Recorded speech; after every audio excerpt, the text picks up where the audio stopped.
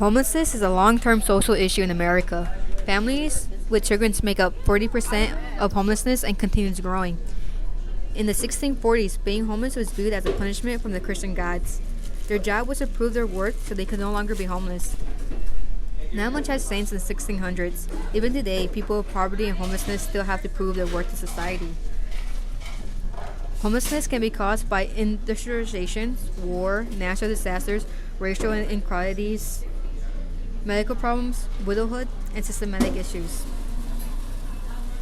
During the 1800s, at the start of the Industrial Revolution, there was a lot of poor safety regulations that caused physical disabilities and death within workers. Their children were left without care or kicked out because their family could no longer afford them. This led to the first documented case of homeless youth.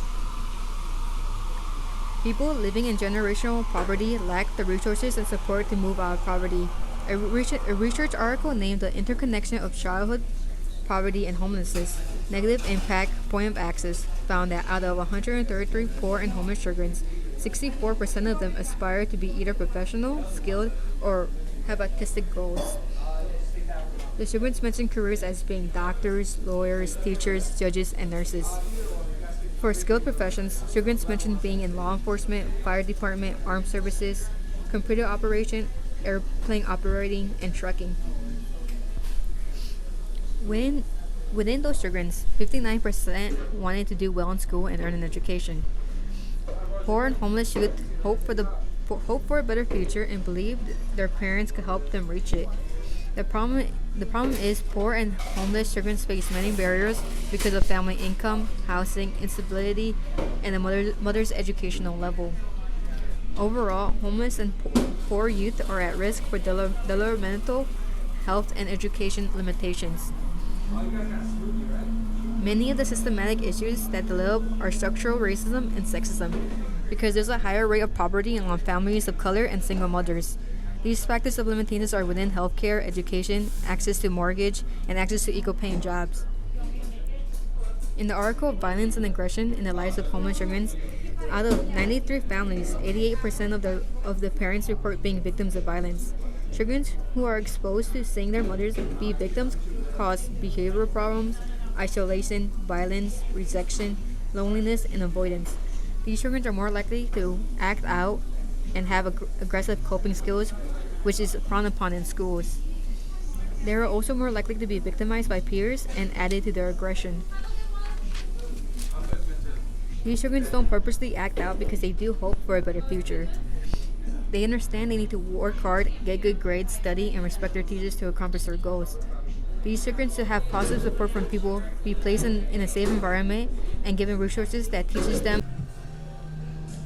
We looked at 2 different policies to help homeless children, both of which are at the federal level.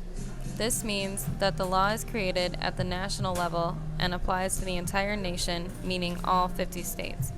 The first policy we looked into is the Runaway and Homeless Youth Act. This act is a program designed to help homeless youth with 3 key pillars of intervention. The first being street outreach, which provides education, treatment, counseling, and referrals to vital services and counseling.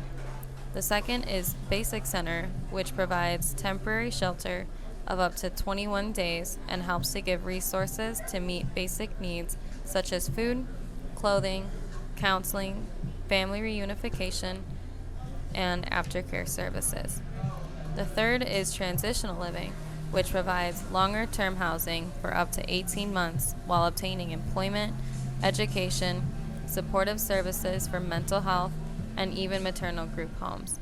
The Runaway and Homeless Youth Act programs provide for the youth with use of federal funds to leverage community resources and succeed due to partnerships created among families, schools, community-based organizations, faith communities, law enforcement, businesses, and volunteers. They also raise the achievement level of homeless and exploited youth and produce positive outcomes for youth in family strengthening, education, employment, and sustainable independence.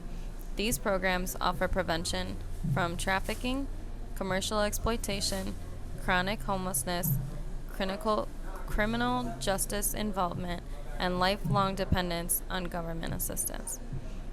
They have many advantages, one being that they raise millions of dollars in order to help the youth, and they have a funding of $115 million currently to help runaway and homeless youth children to not depend on the government for assistance and to learn how to be on their own, or help them to reunite with their families and give counseling to solve the issues.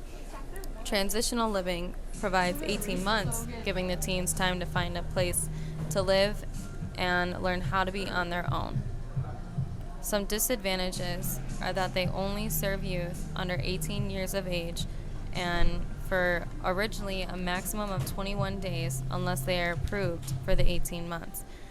Although they're a great outreach program for children under the age of 18, with only providing 21 days, this may seem like a long time, but it's not long enough to find a foster family or help the child find more permanent housing. In 2014, the United States had approximately 265,000 children placed in foster care, and roughly 238,000 were discharged that same year. Of those children who were discharged, 51% were reunified with their parents, 21% were adopted, 15% were discharged to a legal guardian, such as a relative, and 9% were aged out of foster care. In 2015, the total population of children in foster care was approximately 415,000.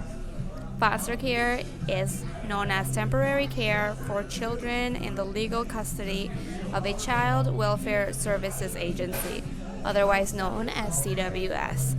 This is typically due to maltreatment or lack of proper care from parents or even current legal guardians.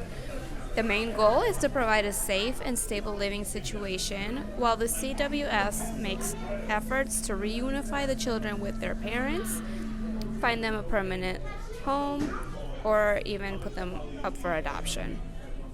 Children in foster care may be placed with relatives or foster homes. There are many different types of homes, such as therapeutic homes, group homes, residential treatment facilities, and emergency shelters. Foster care is funded through the Social Security Act. It is implemented under the Code of Federal Regulations. The program must meet certain eligibility requirements every year in order to be allowed to use its funds. The funds are given as an open-ended entitlement grant. The federal government provides funds, and it also controls the foster care operations. However, only nonprofit organizations are those who are eligible for the funding. There are also state grant programs that provide funding. They also have certain requirements, though, that need to be met in order for the welfare agencies to receive the funds. These requirements are requirements such as giving the funds to Indian tribes and such. Many states will also provide Medicaid for foster care children that will cover their medical, dental, and counseling services. Some states will also provide foster parents with money to cover the children's food and clothing. Depending on the child's circumstances, their experiences with foster care may vary. This will all depend on their age, the quality of the foster care, and whether or not the child receives the help that they may need early enough, such as counseling services to help them get through the foster care process. Racism and discrimination place children of color through many disadvantages, making them disproportionately represented among the foster care system. Risk factors such as poverty, low education levels, and substance abuse are more common among Black, Native American, and Hispanic families. There are many treatments that are provided to foster care families. Some services that are offered to children to help them cope with the foster care systems are things such as providing medical care, developmental services, special education services, and mental health treatment. Parents are also able to receive parenting, mental health, substance abuse, and basic needs services to help them regain their children.